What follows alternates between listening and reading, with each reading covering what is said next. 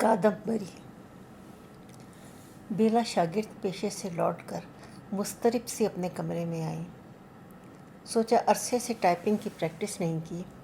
Office روم میں گئی، برڈی چھوٹے لال کی کرسی پر بیٹھ کر ریمنگٹن کا غلاف اتارا، کاغذ چڑھایا، جی اچاٹ رہا۔ ساس کی وفادار خادمہ قمبر اسے اتنا چاہتے تھے، اس طرح کھڑے کھڑے نکال کر جلد بازی کی۔ مگر میں جو اتنے نامی گرامی شوہر سے نہیں دبتی، 2 ٹکے کی منہ چیڑھی نوکری کے تانے اور بدتمیزی سہوں گی۔ ٹائپ کرنا شروع کیا، برآمدے میں آہٹ ہوئی، سمجھ گئی وہ والرس جیسی مونچھوں والا بڈھا آ گیا، منشی کوفتہ۔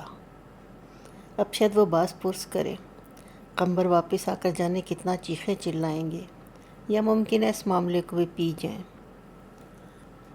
مومنا نے چیخ اٹھائی، ان کے پیچھے ایک عورت کی جھلک دکھائی دی۔ بیلا ڈری کہ راستے میں الحمدو منشی کو مل گئی ہوں گی، اسے واپس لائے ہیں۔ محسن جی نے کھنکار کر کہا، ایک بی بی بھیا سے ملاقات کرنا چاہتی ہیں۔ اوہ! بیلا نے اطمینان کی سانس لی۔ تینوں میگزین ذرا ذرا پنپ چلے تھے۔ حال ہی میں قمبر علی نے تینوں میں پبلک کی شکایات کے لیے ایک ایک صفحہ مخصوص کر دیا تھا۔ لوگ باغ اپنے اپنے کھرے لے کر آنے لگے تھے، ان میں برقعے والیاں بھی خاصی تعداد میں ہوتی تھیں۔ بلائیے۔ باہر گئے، ایک برقع پوش ذرا جھجکتی ہوئی کمرے میں داخل ہوئیں، ٹائپسٹ کے مقابل کی کرسی پر ٹکی، تھکی ماندہ لگتی تھی۔ نقاب اٹھائی، موٹے شیشوں کی اینک لگا رکھی تھی، معمولی ساری، سفید پلاسٹک کی چوڑیاں، گلابی ربر کی چپلیں، عوام کی اصل نمائندہ۔ قمبر اسی قسم کے لوگوں پر تو فدا تھے۔ بیلا اخلاقاً مسکرائیں، ان کا شکایت نامہ موصول کرنے کے لیے ہاتھ بڑھایا۔ نووارد قطع سے بیلا کو کرسچن ٹائپسٹ سمجھی کہ پنج گنی کی تعلیم یافتہ اور بمبئی کی پروردہ مسز علی گھر پہ عموماً سلیکس اور جرسی میں ملبوس رہتی تھیں۔ ان بی بی نے چاروں طرف نظر ڈال کر خفیف سے مخاصمانہ انداز میں بات شروع کی۔ آج تو اتوار ہے، آپ آج بھی کام پر آئی ہیں، چرچ نہیں گئیں؟ جی نہیں، میگزین کا ورک سنڈے کو بھی چالو رہتا ہے۔ بیلا نے بھی ذرا سے پنجے نکالے۔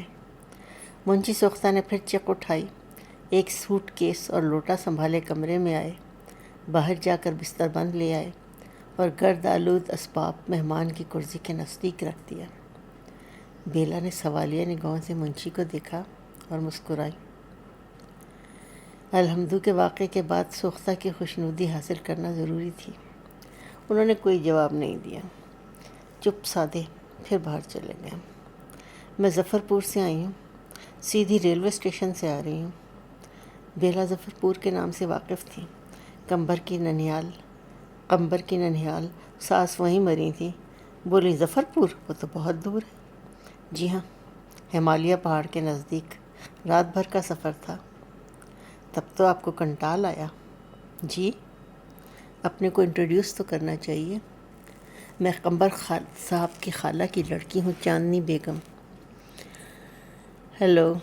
بیلا کو علم نہ تھا کہ قمبر کی کوئی خالہ بھی موجود ہے۔ انہوں نے بتلایا تھا کہ سارے ننھیال پاکستان چلے گئے۔ سگی خالہ؟ سگی سمجھیے، بلکہ سگوں سے زیادہ۔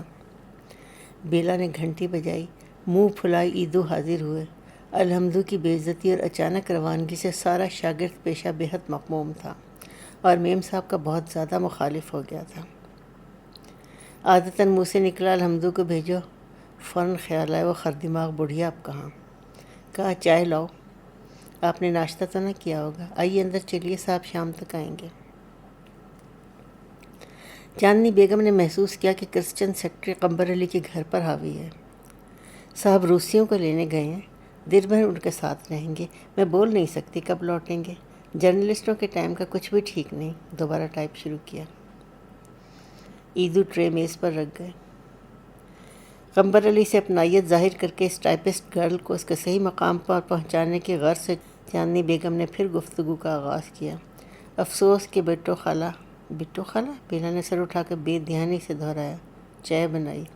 قمبر کی والدہ؟ اوہ یس آف کورس، آپ صاحب سے کب سے نہیں ملی؟ کبھی نہیں، ایک بار بٹو خالہ کے ساتھ ظفر پور تشریف لائے تھے۔ جب مسوری میں پڑھتے تھے، اماں سے ملنے آئے، میں اسکول گئی ہوئی تھی۔ چاندنی بیگم نے جواب دیا، سچ بولنا بھی ضروری تھا۔ ظفر پور میں اب کیا کرتی ہیں؟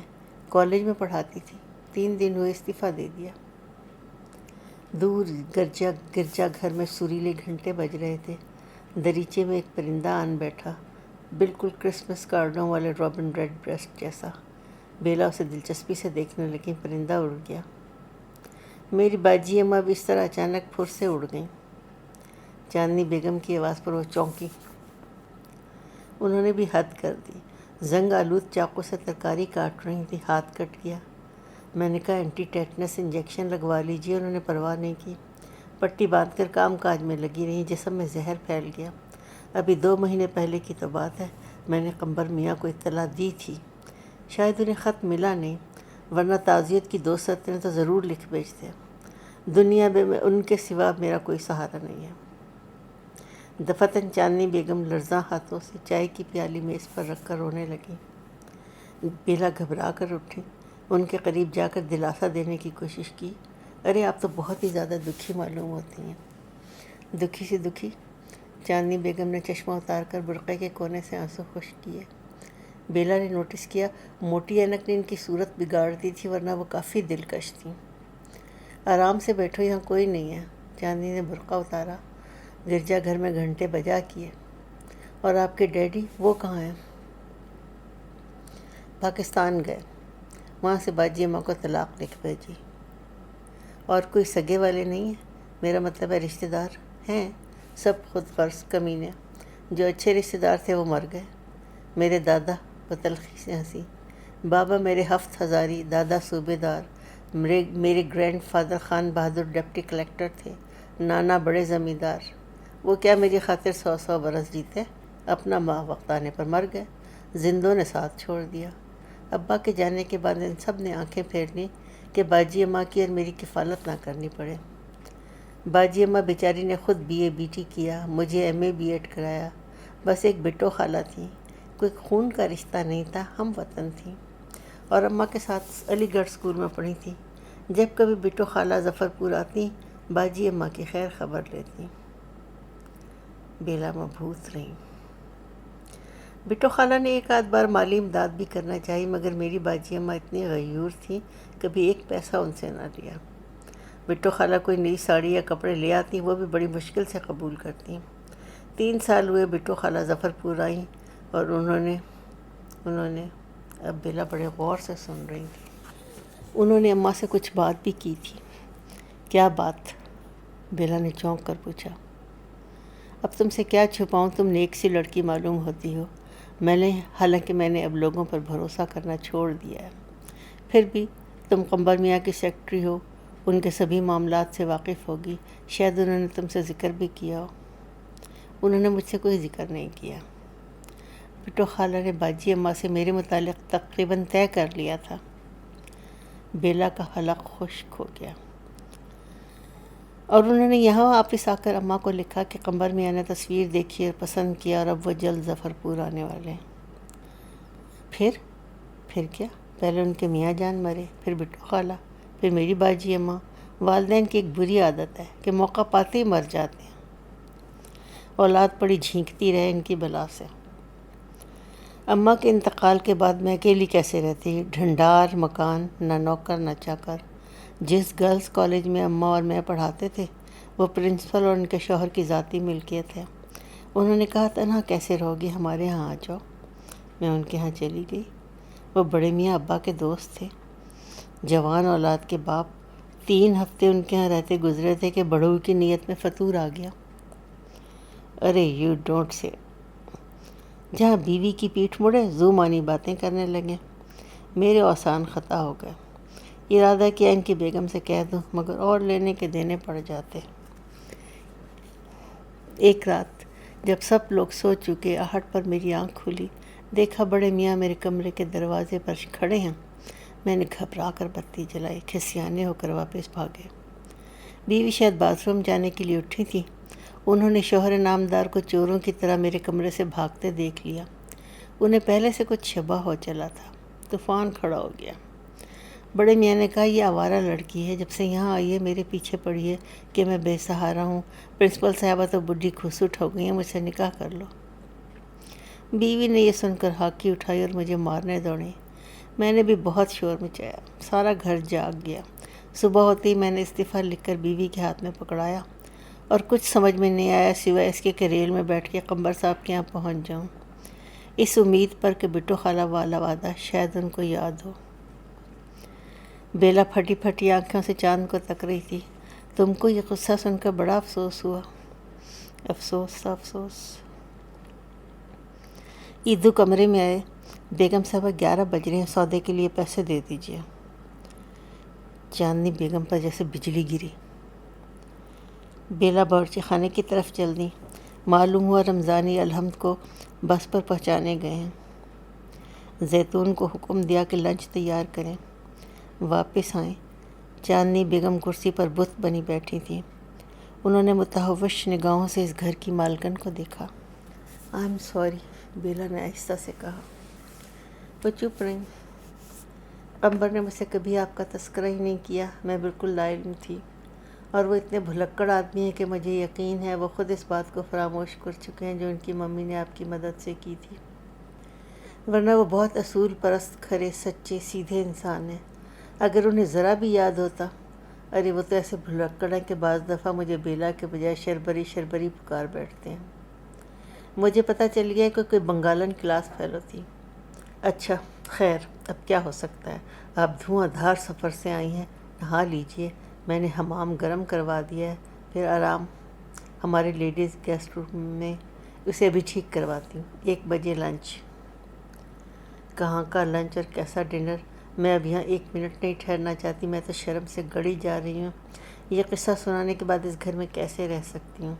آپ کتنی ہی نیک دل سہی، مگر میں آپ کو اور آپ کے شوہر کو اپنی صورت نہیں دکھانا چاہتی، اور انہوں نے دیکھی بھی کب تھی میری منحوس صورت؟ ارے ایسا نہ کہیے، آپ تو بہت گڈ لکنگ ہیں، آپ کانٹیکٹ لینس لگایا کیجیے، مجھے کسی اور جگہ پہنچا دیجیے، وہاں کوئی ٹک کر کوئی نوکری ڈھونڈ لوں گی، آپ تو یہاں بہت لوگوں کو جانتی ہوں گی، کسی کو نہیں جانتی۔ مگر ایک بات میری سمجھ میں نہیں آئی، شیخ قمبر علی ایڈیٹر ریڈ روز کی شادی کی اطلاع مجھے کیوں نہ ہوئی؟ ظفر پور اللہ میاں کے پچھواڑے آباد ہے، ہمالیہ کے دامن میں، کسی کی آمد و رفت نہیں، لیکن یہ خبر پیپرز میں تو ضرور چھپی ہوگی۔ ہاں، ان کی امی کی برسی نہیں ہوئی تھی، اس وجہ سے کوئی دھوم دھام نہیں کی، عقد نہایت سادگی اور خاموشی سے ہوا۔ یہ کہہ کر بیلا دل ہی دل میں ہنسی۔ اچھا آپ مجھے کہیں پہنچائیے، چاندی نے دہرایا۔ بھئی میں آپ کو کہاں لے جاؤں، میں خود یہاں اجنبی ہوں، میرے ہسبینڈ کام میں اتنے مصروف رہتے ہیں، میری کوئی سوشل لائف ہے نہیں۔ ارے ہاں، 3 کٹوری ہاؤس، خوب یاد آیا۔ چھوٹی کٹوری بھی تو آپ کو معلوم ہے، بٹو خالہ مرحومہ نے باجی اماں کو بتلایا تھا، چھوٹی کٹوری ہی نے اپنے گھر پہ اسکول کھول رکھا ہے، وہاں آپ کو جاب مل جائے گا، بہت بڑا مکان ہے، رہنے کو جگہ بھی۔ چلیے ابھی چلیے، فوراً قمبر میاں کے آنے سے پہلے۔ کھانا تو کھا لیجیے، اس گھر کا آبودانہ میری قسمت میں نہیں ہے۔ چاندنی نے جھک کر لوٹا اٹھایا۔ بیلا نے سوچا ٹھیک ہے، یہی بہتر ہے کہ یہ ناگہانی آفت قمبر کے آنے سے پہلے ہی ٹل جائے۔ ایدو کو رکشہ لانے کا حکم دیا۔ پہلے سوچا کرتی تھی شادی کی پہلی سالگرہ پر اپنے لیے کار کی فرمائش کریں گی، میاں وہی تنگ دستی کا رونا روتے، یہ مار پیٹ کر کے فیٹ خریدوا ہی لیتی۔ کنویں والے ٹریجڈی کے بعد سے اتنی دادا گیری کی ہمت نہیں رہی تھی۔ رانی سولت زمانے کی خوابگاہ میں کپڑے سیے جا رہے تھے۔ منجلی سلطان صاحبزادی پروین سلطانہ عرف پینی میکے آئی ہوئی تھی اور بے شمار ساڑیاں خرید کر کراچی واپس جانے والی تھی۔ وہ تخت پر بیٹھی بڑے انہماک سے ایک بلاؤز کی آستین ماپنے میں جٹی تھیں۔ چھوٹی صفیہ سلطان عرف فینی رنگ برنگے فال ساڑیوں سے میچ کر رہی تھی۔ سب سے بڑی زرعی سلطانہ عرف چینی دوسرے تخت پر غرارے کی گوٹ تراشنے میں مصروف تھیں۔ الائچی خانم فرش پر آلتی پالتی مارے دھنک کے گولے بنا رہی تھیں۔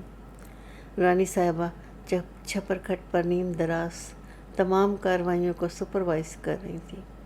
ایسے پرسکون ماحول میں بیگم قمبر علی بم کے گولے کی طرح آن گری۔ ایک مجہول سی برقع پوش عورت ان کے پیچھے پیچھے داخل ہوئی۔ بیگم علی شادی کے بعد پہلی بار 3 کٹوری ہاؤس آئی تھی۔ پچھلی بار بحیثیت مغنیہ باہر چبوترے پر بیٹھ کر طبلِ سارنگی کے ساتھ غزلیں گائی تھیں۔ آج خدا کی شان ہے، کس تمکنت سے فرانسیسی کاؤچ پر براجی کبڑن بتلا گئی تھیں، ایسی ہیں کہ میاں کی ٹھکائی بھی کرتی ہیں۔ وَتُعِزُّ مَن تَشَاءُ وَتُذِلُّ مَن تَشَاءُ۔ آج وہ 3 کٹوری والوں کی ٹکر کے خاندان کی بہو تھیں اور قمبر علی جیسے اہم اور نامور آدمی کی بیوی اپنے آپ کو واقعی بیگم سمجھنے لگی تھیں، کیونکہ تقریباً نیم پردے میں رہتی تھیں۔ برقع پوش اب تک جھجکی ہوئی کھڑی تھی۔ پروین عرف پینی کی نظر اس کی ربڑ کی چپلوں پر گئی، پیڑھی کی طرف اشارہ کیا، یعنی وہاں بیٹھ جاؤ۔ وہ اسی طرح کھڑی رہی۔ بڑی صاحبزادی زرینہ سلطان نے کہا، اوہ بیلا رانی شوخ، کیسی ہو؟ شادی کے بعد ادھر کا راستہ ہی بھول گئیں؟ آپ نے کبھی بلایا بھی؟ پھر بیلے نے چاندنی کو محبت سے مخاطب کیا، بیٹھتی کیوں نہیں؟ ہاں ہاں بیٹھ جاؤ، پیڑھی لے لو، زرینہ سلطان نے کہا۔ طویل سفر اور صبح کو منزل مقصود پر پہنچ کر قمبر کی شادی کی لرزہ خیز انکشاف نے چاندنی کو نڈھال کر دیا تھا۔ وہ دھم سے پیڑھی پر گر سے گئیں اور تخت کے پائے سے ٹیک لگا لی۔ بیلا نے متنفر نگاہوں سے ان بے حس بیویوں کو دیکھا جو سینکڑوں برس سے غریب عورتوں کی تذلیل کرتی رہی تھیں۔ بیوی اور باندی 2 مختلف طبقے تھے۔ اب اگر اس وقت وہ خود چاندنی کا ساتھ دینے کے لیے فرش پر بیٹھ جاتی تو بیویاں سمجھتی کہ ڈومنی کو اپنی اوقات یاد آ گئی۔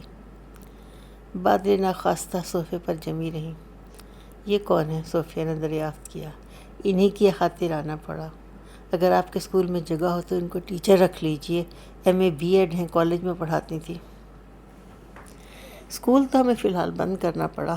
معلوم ہوا اسی نام کا ایک سینٹ جانز کانوینٹ ٹخاس میں کئی سال سے چل رہا ہے، اب ہمیں نام بدلنا پڑے گا۔ کسی اور رومن کیتھولک سینٹ کا نام سوچ لیجئے، بیلا نے طنزاً کہا۔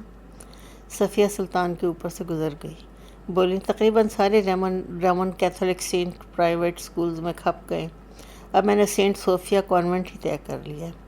سینٹ صوفیہ کانوینٹ؟ سبحان اللہ! بیلا پر ہنسی کا دورہ سا پڑا۔ صبح پہلے الحمدو کا ٹنٹا، اس کے فوراً بعد چاندنی بیگم کی غیر متوقع آمد اور اس کا ٹینشن، بیلا کے اعصاب بھی جواب دے رہے تھے۔ اسٹاف میں تو جگہ ہے نہیں، آیا کی بھی ضرورت نہیں ہے، ہماری مامائیں مہریاں بہت کافی ہیں، باقی یہ کہ یہ بہت ضرورت مند ہیں، بیلا نے لجاجت سے کہا۔ غرض اور مجبوری انسان کو پل میں جھکا دیتی ہے۔ چاندنی کو یہاں بالضرور نوکری ملنا چاہیے، کسی حالت میں ریڈ روم واپس نہ آئے۔ کراچی والی پروین سلطانہ ذرا نرم پڑی، سلائی کر لیتی ہو؟ چاندنی نے سر اٹھایا، جی ہاں، نیڈل کرافٹ کا ڈپلومہ بھی لیا ہے۔ ہمیں ڈھیروں سلائی کروانا ہے، درزی بہت دیر لگاتا ہے، میرا 1 مہینے کا ویزا اور باقی ہے 60 بلاؤز سلوانے۔ 60؟ ان کو یہاں رہنے کے لیے کمرہ دے دیجیے، یہ 60 چھوڑ 100 سی دیں گی، ہے نا مونی؟ مونی؟ یہ کون نام ہے؟ رانی صاحبہ نے پہلی مرتبہ بات کی۔ کہاں سے آئی ہو اے بیلا رانی شوخ؟ تم ان کو اچھی طرح جانتی ہے، کچھ ان کا پتہ نشان بھی تو چاہیے۔ کہ یہ بھی تمہارے باپ کی کمپنی میں تھیں؟ ایسی لگتی تو نہیں۔ رانی کے اس آخری جملے میں بیلا اور ان کے کنبے کے لیے جو بے پناہ توہین مضمر تھی، بیلا نے اپنی حاجت مندی کی وجہ سے اسے نظر انداز کیا۔ MA کی سند ہے تمہارے پاس؟ پروین سلطان نے چاندنی سے پوچھا۔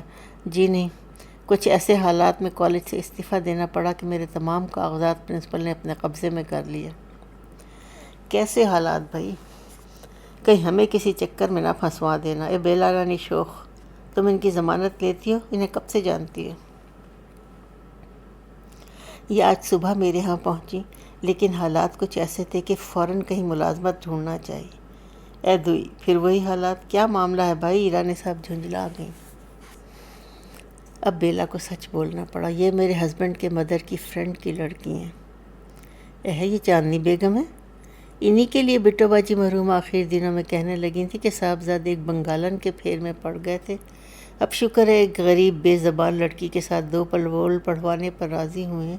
خدا کی شان ہے، قمبر کی قسمت میں تو تم لکھی تھی۔ بیلا فوراً اٹھ کھڑی، اب تو آپ کو کسی ضامن کی ضرورت؟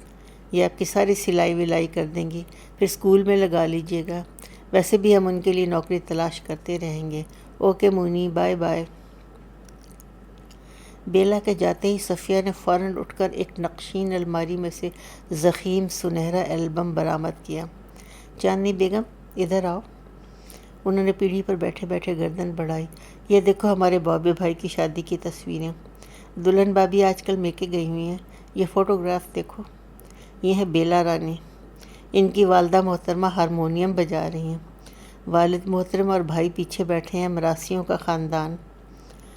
چاندنی نے فلیش لائٹ تصویر کو آنکھیں پھاڑ کر دیکھا۔ رانی صاحبہ نے زرینہ سے سرگوشی کی، یہ بیلا واقعی بڑی چنڈالنی ہے، کل بھری، اپنی بلا ہمارے سر منڈ گئی۔ بآواز بلند چاندنی کو مخاطب کیا، سنو بھئی چاندنی، بات یہ کوٹھی کے اندر تو بالکل جگہ نہیں ہے، ماشاءاللہ سے پینی بیٹی اور ان کے بچے آئے ہوئے ہیں ان سے ملنے کے لیے، تمام عزیز و اقارب آتے رہتے ہیں، سارے کمروں میں مہمان ہی مہمان۔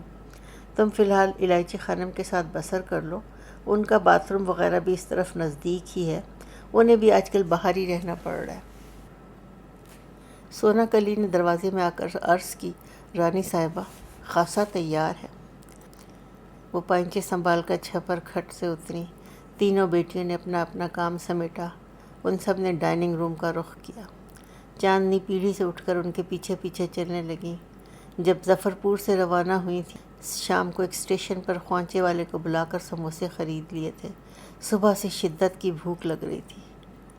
بیلا کے ہاں محض ایک پیالی چائے پی تھی، اس نے لنچ پر رکنے کے لیے کہا، ہمارے تنتنے اور غم و غصے کے انقرار کر دیا، اب وہ تنتنا ختم ہونے والا تھا۔ الائچی خانم نے اشارہ کیا اور آہستہ سے بولی، کدھر جا رہی ہو؟ میز پر ماشاءاللہ سے آج کل 15-16 جنوں کے لیے خاصا چنا جاتا ہے، وہاں جگہ نہیں ہے، کھانا ہمارے ساتھ کھا لینا۔ وہ سامنے آنگن میں نلکا لگا ہے، ہاتھ پاؤں دھو لو۔ میرا لوٹا اور اسباب۔ چاندنی کے حلق سے نہیں آواز نکلی، منگوائے لیتے ہیں، باہر رکھا ہوگا، چلو۔ ایک گھنٹے بعد نوکروں کے کھانے کی نوبت آئی۔ مطبخ کے فرش پر جھوٹی رکابیاں بکھری پڑی تھیں۔ ماما اور ان کے بچے پٹرے اور پیڑھیاں گھسیٹ کر چاروں طرف بیٹھ گئے۔ اور چندینا بسم اللہ کرو، الائچی خانم نے آواز دی۔ چاندنی صحن کے کونے میں نل کی منڈیر پر بیٹھی ریل کے دھوئیں کی کالونچ رگڑ رگڑ کر دھوتی جا رہی تھیں اور پٹ پٹ آنسو بہا رہی تھیں۔ الائچی خانم کی پکار سن کر منہ پر چھپکے مارے لال لال آنکھیں کیے باورچی خانے میں گئیں۔ سونا کلی کے برابر پٹرے پر بیٹھ گئیں، ٹوٹی ہوئی آواز میں کہا، مجھے میز پر سے آیا ہوا جھوٹا کھانا مت دینا۔ ارے نہیں چاندنی بیگم، ہم لوگ کیا جھوٹن کھاتے ہیں؟ جھوٹن ساری انگورا اور انگوری اور بلیا کے لیے اس کے قاب میں ڈال دی جاتی ہے۔ کھانے کے بعد الائچی خانم سے کہا، میں ذرا آرام کرنا چاہتی ہوں۔ ہاں ہاں آؤ، آج کل مجھے بھی اس طرف سونا پڑ رہا ہے۔ محل خانے کے کوارٹرینگل میں ایک ونگ ماماؤں کے لیے مخصوص تھا۔ دالان میں چارپائیاں ایک قطار میں بچھی ہوئی تھیں، کھدر کے گدے، چھینٹ کے لیاف، میلے میلے تکیے، خوش قدم بتاشن بوا، وزیرن، نورن، سونا کلی سب وہیں سوتی تھیں۔ الائچی خانم کا پلنگ سرے پر تھا، اس کے برابر ایک کھاٹ چاندنی بیگم کے لیے بچھا دی گئی۔ تمہارا سوٹ کیس ہم نے اندر اپنی کوٹری میں رکھ دیا، لو تمہارا بستر لگا دیں، الائچی خانم نے کہا۔ کھاٹ ادھر کو سرکا لو دھوپ میں۔ یہیں ٹھیک ہے، چاندنی نے جواب دیا اور بستر پر لیٹ کر آنکھیں موندیں۔ مقابل کے دالان سے پروین سلطان نے پکارا، آتو صاحب دن جا رہا ہے، ذرا چاندنی کو بھیجیے۔ الائچی خانم نے آہستہ سے کہا، جاؤ، روزگار پر لگے پہلا روز ہے، آج ہی دل لگا کر کام نہ کیا تو۔ وہ تکان سے چور چور تھیں، اٹھ کر پھر نل کی طرف گئیں، نیند بھگانے کے لیے منہ دھویا، اینک لگائی، کوٹھی کے اندر چلی گئیں۔ رات تک ایک خالی کمرے میں بیٹھی ساریوں پر فال لگاتی رہیں، انگلیاں دکھ گئیں، آنکھوں میں درد ہونے لگا۔ پھر مطبخ میں کھانا کھایا۔ اہل خانہ 9:30 بجے سونے کے لیے چلے گئے۔ چاندنی دالان میں آئیں۔ نوکرانیوں کا بیت الخلاء صحن میں بہت فاصلے پر تھا۔ لالٹین لے کر روانہ ہوئیں، واپس آ کر کھٹیا پر لیٹیں۔ خوش قدم نے روئی کے پردے گرائے، چاندنی لحاف میں دبک گئیں۔ نیم کوہستانی ظفرپور بہت سرد مقام تھا، مگر وہاں کمرے میں سوتی تھی۔ باہر سونے کا پہلا اتفاق تھا۔ کوٹھی میں سب لوگ برقی انگیٹھیاں جلائے اپنے اپنے کمروں میں محو خواب تھے۔ شام انہوں نے خوش قدم سے دریافت کیا تھا، تم لوگ اندر کوٹھریوں میں کیوں نہیں سوتی؟ اس نے کہا تھا کوٹھریاں رہنے کے لائق نہیں، کھڑکیاں دروازے ٹوٹ گئے، راجہ صاحب ان کی مرمت کروانے کی ضرورت نہیں سمجھتے، کیونکہ ہم لوگ باہر ہی سو جاتے ہیں، روئی کے پردوں میں ٹھنڈ نہیں لگتی۔ چاندنی کو سردی محسوس ہوئی، گوڑی موڑی ہو کر پڑ گئیں۔ گزشتہ شب گڑگڑاتی ٹرین میں گزری۔ پرسوں رات وہ ظفرپور میں تھیں، جو ان سے شاید ہمیشہ کے لیے چھوٹ گیا، اور کیسے کیسے صدمے ذلتیں سہنے کے لیے چھوٹا۔ خیر اللہ کا احسان ہے۔ یا رب کریم، تیرا کس منہ سے شکر ادا کروں؟ تو نے فوراً کے فوراً سر پر چھت بھی دے دی، پیٹ بھر کھانا بھی کھلایا، خوب گرم چائے بھی پلا دی۔ اللہ تیرا لاکھ لاکھ شکر۔ باپ سے بے حد محبت تھی، جو انہیں چھوڑ کر غائب ہو گئے تھے۔ کبھی بھولے سے خط نہ بھیجا، لیکن وہ ہمیشہ رات کو سونے سے پہلے دعا کرتی تھی، یا اللہ تو ابا کو زندہ سلامت رکھ، وہ جہاں کہیں بھی ہوں خیریت سے ہوں، واپس آ جائیں۔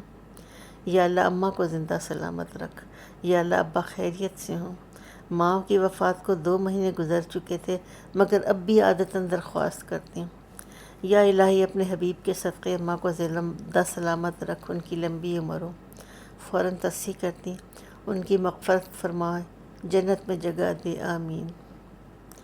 پلنگ پر کروٹیں دیکھ کر الائچی خانم نے ہنکارا بھرا، اب سو بھی جو چندنیا، سویرے اٹھنا ہے۔ نیلنگوں صبح مٹیالے پردوں کی در زمین سے جھانکی، چاندنی بیگم آنکھیں ملتی اٹھ بیٹھی، کلمہ پڑھا۔ ایک لمحے کے لیے ذہن معوف رہا، میں کہاں ہوں؟ سردیوں کی صبح اپنے گھر کے مانوس در و دیوار نظر آتے تھے، کھڑکی میں سے باغ کا منظر، کبھی کوئی شریر بے ضرر بھتنے ایسا پہاڑی لنگور کسی ڈولی پر جھولتا دکھائی پڑتا۔ ہمالیہ کے پرند شور مچاتے، دھوبن چڑیاں، پہاڑی مینائیں، لال چونچ والا گل صحرا، نیلے رنگ کے نور پوش۔ دادا میاں پیار سے آواز دیتے، چاندنی بٹیا دیکھو، نور میاں نور پوش تمہیں سلام کرنے آئے ہیں، وقت خواب سے اٹھو، نماز پڑھو۔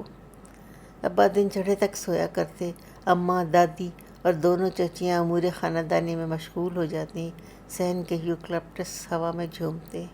دوسری منزل پر نیپالی وضع کے سیاہ چوبی بالکنی میں دادا میاں کی آرام کرسی بچھتی، وہ دھوپ میں بیٹھ کر اخبار پڑھتے۔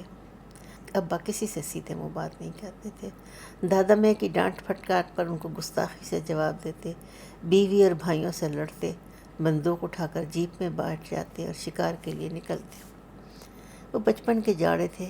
پھر اکثر صبح جب آنکھ کھولتی، گھر کا ایک ایک فرد غیر حاضر ہوتا، دادا میاں، دادی، چچا، چچیاں، ان کی اولاد، کچھ مر کر نکلے، کچھ زندہ۔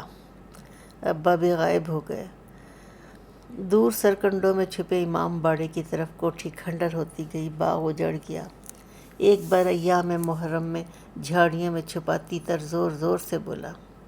اماں بی اے کے امتحان کے لیے پڑھنے میں مصروف تھیں، سر اٹھا کر بولی، کہتے ہیں دشت کربلا میں ایک تیتر بولتا ہے، اس کی صدا بھی ایسے سنائی دیتی ہو جیسے کہتا ہو، کشتہ شد حسین، کشتہ شد حسین۔ رات کو بہت دیر سے حسینی باجے کی آواز آئی، بسواں میں بنے تازیوں سے لدی بیل گاڑیاں کہر آلود سڑکوں پر سے گزر جاتی۔ اماں سر ڈھانپ کر نظر نیاز کا انتظام کرتی، خود ہی بیٹھ کر شہادت نامہ پڑھ لیتی۔ دادا دادی کی وفات، ابا اور چچاؤں کی پاکستان روانگی، گھر کے زوال کے بعد بھی وطن تنہا جیسے تیسے بن پڑتا۔ دادی اماں کے زمانے کی روایت نبھائی جا رہی تھی۔ سن 1858 میں بیچاری ملکہ حضرت محل نے اسی راستے سے نیپال ہجرت کی تھی۔ ان کے شکست خوردہ قافلے کے بہت سے افراد اوپر پہاڑیوں تک نہ جا پائے تھے اور ان جنگلوں میں بس گئے تھے۔ ان کی اولاد بوسیدہ مکانوں میں آباد تھی اور ان کا امام باڑہ کھنڈوں کی صورت میں موجود تھا۔ اب بھی وہاں عزا داری ہوتی تھی، رات کے سناٹے میں نوحوں کی آواز صاف سنائی دیتی۔ لوگ کتنے سخت جان ہیں، اماں کتنی سخت جان تھی۔ علی گڑھ سے میٹرک کرنے کے بعد ان کی شادی ہوئی تھی۔ ابا کے فرار کے بعد انہوں نے خود ہی پڑھ پڑھ کر انٹرمیڈیٹ اور BA BT کیا۔ آدھی عمر ان کی صعوبتیں جھیلتے گزری۔ اچھا ہوا مرنے سے پہلے اس چوٹی میراسن سے قمبر میاں کے بیاہ کی خبر انہوں نے نہ سنی، ورنہ ایک اور کاری چوٹ دل پر لیے گور میں اترتی۔ پہلے جب کبھی گگا پیر کے لال سوتی گونلوں والے جھنڈے اٹھائے مہتر سڑک پر سے گزرتے، رمنیا جھاڑو دینے کے بعد اماں سے بسد ادب کہتی، بیگم صاحبہ ہم لوگن کا تہوار ہے، جلدی چھٹی دے دیجیے۔ اب وہ آ کر بڑے فخر اور خود اعتمادی سے اطلاع دیتی تھی، بیگم صاحبہ ہمارے بیٹے کا کیمسٹری کا پیپر ہے، ہم اس کے ساتھ شہر جا رہے ہیں۔ اماں کہتی کیا پتہ 10 سال بعد اس کا لڑکا اسی ضلع کا لکھ کر ڈپٹی کلکٹر ہو کے آوے۔ وَتَعِزُّ مَن تَشَاءُ وَتُذِلُّ مَن تَشَاءُ۔ صاحبزادی پروین سلطان کی آواز کانوں سے ٹکرائی، ارے سونا کلی کیا چاندی اب تک سو رہی ہیں، ان سے کہو ادھر آ کر کام شروع کریں۔ Jenny, Penny, Fanny, Bobby, mother, father, friends, native and countryman, دیکھو مجھے جو۔ ایک کراری صدا کوارٹر اینگل کے تیسرے دالان سے بلند ہوئی۔ تینوں بہنیں جو دھوپ کھانے صحن میں نکل آئی تھیں فوراً غائب ہو گئیں۔ ایک گورے چٹے جوان آدمی، گھنی سیاہ دھاڑی، آنکھوں میں ذرا سی وحشت، بیش قیمت ڈریسنگ گاؤن، ایک ہاتھ میں پائپ دوسرے میں تازہ اخبار، تھیٹر کے جولس سیزر کی طرح تول تول کر قدم رکھتے دالان کی سیڑھیاں اترے۔ چاندنی دکھلائی پڑی جو امرود تلے نلکے پر ہاتھ منہ دھو رہی تھیں۔ انہوں نے اپنی صابن دانی درخت کی ایک شاخ میں چھپا دی تھی تاکہ نوکرانیوں سے استعمال نہ کریں۔ اتارنے کے لیے ہاتھ بڑھایا، صابن پھسل کر نالی میں گر گیا۔ الجھ کر جھرکی، سر اٹھایا تو جولس سیزر سر پہ موجود تھے۔ انہوں نے ہوا میں ہاتھ لہرایا، پھر صابن دانی اٹھا کر بڑے احترام سے انہیں پیش کی۔ پوچھا اور آپ کون محترمہ ہیں؟ الائچی خانم نے دور سے اشارہ کیا، ادھر بھاگو ادھر بھاگو۔ یہ صاحب کون ہیں جو تقریریں کرتے رہتے ہیں، لیڈر ہیں؟ شام کو الائچی خانم سے دریافت کیا۔ سرکار کے بڑے صاحبزادے پگلا گئے ہیں، لیڈر ہی سمجھو۔ چاندنی مزید کہانی سننے کے منتظر رہیں۔ لو ذرا یہ چاول بینو۔ اللہ بتلائیے نا۔ انہوں نے چاروں طرف دیکھ کر سرگوشی کی، 3 کٹوری 3 کوڑی ہو گئی۔ اس غم میں ذرا کھسک گئے۔ باپ نے پڑھنے کے لیے ولایت بھیجا، وہاں سے میم کر لائے۔ پروین کو برآمدے میں نمودار ہوتے دیکھ کر بآواز بلند کہا، ارے چاندنی بیٹیا آج کتنے بلاؤز سیے؟ پروین اندر آ گئی۔ وہ میم بھی سڑن تھیں اور گھوڑی ایسی۔ ارے واہ، کھلکھلا کر ہنسی۔ شکر ہے چندنیا تم کو ہنسی تو آئی۔ اچھا پھر؟ اور وکی میاں اتنے خوبصورت، خیر گھر والے سب چپ، کیا کر سکتے تھے؟ اے چاندنی بیگم تم کو تیپچی بھرنی بھی آتی ہے؟ چاندنی نے صحن پر نظر ڈالی۔ صفیہ سلطانہ زینے پہ جا رہی تھیں۔ گئیں، آگے بتائیے۔ بغل گانٹھ کر باہر نکلتی، ایک بار بلاؤز پیٹی کوٹ پر ڈریسنگ گاؤن پہنے کلب پہنچ گئیں۔ ایک دفعہ ہیٹ کی جگہ ردی کی ٹوکری اور ٹھنڈی سڑک پر ٹہلنے لگی۔ اب کوئی ان کو باہر نکلنے نہ دے۔ یہ کوشش کریں بھاگنے کی تو میاں ان کو پیٹنے لگے۔ 4-5 برس بٹیا وہ اس محل خانے کی قید میں رہ کر پٹتی رہیں۔ ایک رات تالی بجانے والوں کے ساتھ نکل گئیں۔ تالی بجانے والے؟ عوام؟ عام نہ عوام، پبلک، یعنی جب لیڈر تقریر کرتے ہیں اور باقی لوگ جو تالی بجاتے ہیں وہ نہیں، وہ جو پہلے تالی بجاتے ہیں پھر بات کرتے ہیں۔ ہم سمجھے نہیں۔ بہت شائستہ خاتون تھی۔ بمشکل کہا، ارے وہی زنانے۔ اوہ! چاندنی بیگم دوپٹے میں منہ چھپا کر خوب ہنسی۔ مالی کے ہاں لڑکا بالا ہوا تھا۔ ایک ٹولی کمپاؤنڈ میں آ گئی۔ میم صاحب بڑی دلچسپی سے ان کا ناچ گانا کھڑکی سے دیکھتی رہیں۔ دوسری رات بتاشن بوا نے دور سے ایک لمبی تڑنگی عورت کی جھلک دیکھی جو ساری پہنے گھونگھٹ کاڑے ڈیوڑی سے نکل رہی تھی۔ بتاشن بوا سمجھی سلوچنا ہوں گے، اندر انعام لینے آئے ہوں گے۔ سلوچنا کون؟ چاندنی نے بات کاٹی۔ ارے وہی زنانوں کے لیڈر۔ یہ لوگ اکثر سینما کی ایکٹریسوں کے نام خود رکھ لیتے ہیں۔ ان کے بوڑھے چودھری پرانے زمانے کی سلوچنا کہلاتے تھے۔ صبح کو معلوم پڑا تب سے بھیا زیادہ کھسک گئے، لمبی لمبی اسپیچیں دینے لگے، چناؤ میں کھڑے ہونے والے تھے، بڑی مشکل سے روکا گیا۔ میم کو نہ ڈھونڈا؟ گھر والے عزت کے مارے چپ، مشہور کر دیا، ولایت گئی۔ سلوچنا نے اس کا نام آسمان سے ٹوٹا تارا سفید الزمانی غلیچہ بیگم رکھا۔ آسمان سے ٹوٹا ستارہ، سفید الزمانی، غلیچہ بیگم، چاندنی نے دہرایا۔ ہنستے ہنستے ان کی آنکھوں میں آنسو آ گئے۔ بابو کالی چرن نے کہا، قاعدے کی لڑکی سے وکی میاں کی دوسری شادی کر دیجیے، یہ ٹھیک بھی ہو جائیں گے۔ توبہ، پاگل آدمی کو کون لڑکی دے گا؟ چاندنی نے کہا۔ نہیں، ایسے پاگل بھی نہیں ہیں۔ جاڑوں کی راتیں طویل ہوتی جا رہی تھیں۔ پروین سلطانہ کے ویزا کی میعاد قریب الختم تھی۔ چاندنی شام تک ان کے کپڑے سیتی، رات کو دالان میں اپنے بستر پر لیٹ جاتی اور الائچی خانم اور بتاشن بوا سے 3 کٹوری ہاؤس کے قصے سنا کرتی، یا خود ان کو اپنے ددھیال ننھیال کے بھلے دنوں کے واقعات بتاتی۔ میرے نانا پر نانا وغیرہ اس قدر مغرور اور بد دماغ تھے کہ ان کے علاقے میں کسی کو پختہ مکان بنانے کی اجازت نہیں تھی۔ ساری رعیت کچے جگہوں میں رہتی۔ ایسی رونق، اتنی فرونیت، اس کا انجام بھی تو میں نے اپنی آنکھوں سے دیکھ لیا۔ آج پینی باجی نے کشمیری شال فوش سے پشمینے کی چادر خریدی۔ اس میں 2 بالش چوڑی جامہ دار کی پٹی لگی تھی، بہت مہنگی دے گیا۔ میں نے سوچا، اے پینی باجی، ہمارے نانا 52 گاؤں کے مالک تھے، ان کے ہاں تو پورا شامیانہ جامہ دار کا تھا۔ پینی باجی نے فوراً ڈانٹ دیا، بس بس اڑاؤ مت۔ اگر تم کبھی پاکستان گئی اور وہاں یہ کہا تو مقامی لوگ بہت ہنسیں گے کہ جو مہاجر آتا ہے وہ اسی قسم کے زپٹ ہانکتا ہے۔ پھر کہاں گیا وہ شامیانہ جامہ دار کا؟ میں رونقی ہو گئی، پچھتائی کہ یہ ذکر کیوں چھیڑا۔ میں نے کہا، میرے ماموں عیاش اور ان پڑھ ہیں، انہوں نے حویلی کے پھاٹک، دروازے، کڑیاں، سنگے مرمر، ایک چیز بیچ کھائی۔ شامیانہ چبوترے پر پھیلا کر دونوں بھائی بڑی بڑی قینچیاں لے کر اکڑو بیٹھ جاتے اور اس کے ٹکڑے کاٹ کاٹ کر بیچنے کے لیے 2 انگل پر ایک دوسرے سے جھگڑتے۔ پھر وہ بھی پاکستان چلے گئے تمہارے ابا کی طرح؟ پینی باجی نے طنزاً دریافت کیا۔ میں نے بتلایا کہ ایک مر گئے، دوسرے دلی میں ٹیکسی ڈرائیور ہیں، انہوں نے کبھی ہماری خبر نہیں لی۔ کچھ دیر بعد چاندنی نے بتاشن بوا کو خطاب کیا، باجی اماں روز رات کو خواب میں نظر آتی ہیں، کل رات تو ان کے ساتھ دادی اماں اور ان کی پیش خدمت سنہرا بوا بھی تھیں۔ تم آج کل بڑی مصیبت پریشانی میں ہونا، اس وجہ سے ان لوگوں کی روحیں تمہارے لیے بیکل ہیں۔ ہم نے تو اپنی ماں کا بہت دل دکھایا، اور وہ ہیں کہ مرنے کے بعد بھی ہمارے لیے بے چین ہیں۔